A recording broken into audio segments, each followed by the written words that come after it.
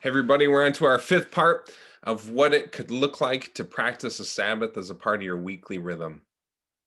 And I hope by this point in your journey with the Sabbath, your personal journey, you've been able to practice something. It doesn't have to be perfect. You don't have to have it all figured out. That's been my experience with the Sabbath. It just began by trying to do something. And so I hope you've been able to do something. If not, this is the week, because there's a very simple practical that I have for the video for this week. It's going to be short because really what I want to encourage you guys to do is to make a really nice meal. Make a really nice meal sometime on the day that you are observing this practice of the Sabbath, the spiritual discipline of the Sabbath. Plan it out ahead of time. Buy all the ingredients. If you can, cook it the day before, or at least get all the ingredients together so that the cooking process doesn't have to be very laborious, unless actually cooking is a form of resting for you. So I want to encourage you to have a really lovely meal, and I want to encourage you to consider inviting others to be a part of it with you. Sabbath is not just about our relationship to God, but it's also about how God has made us right to others. He has freed us from the bondage of slavery in Egypt. That's one of the reasons that the Old Testament gives for why the Israelites were supposed to practice the Sabbath.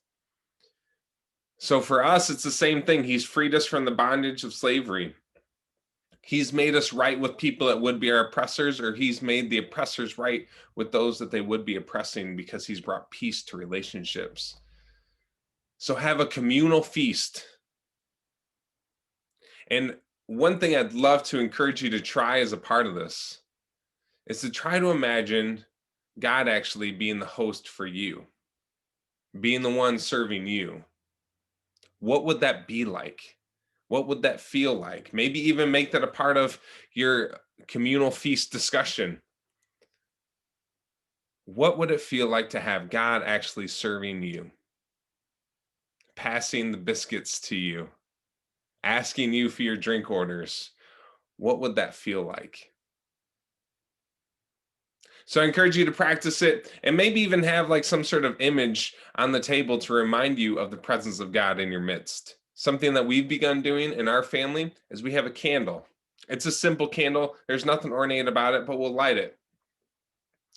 And for me, that's a reminder of the presence of God. It's a reminder of my opportunity to communicate with God. And so that's simply it for this week. I just want to encourage you guys to have a really nice meal. I want to encourage you to invite other people to enjoy it with you. I want to encourage you to have a discussion of what it would be like to be served by God, for God to be the host of your communal feast. And I'd just love to encourage you to maybe have some sort of image at the table with you to remind you of the presence of God. So go for it. Just give it a try. And we'll be back next week with the sixth part.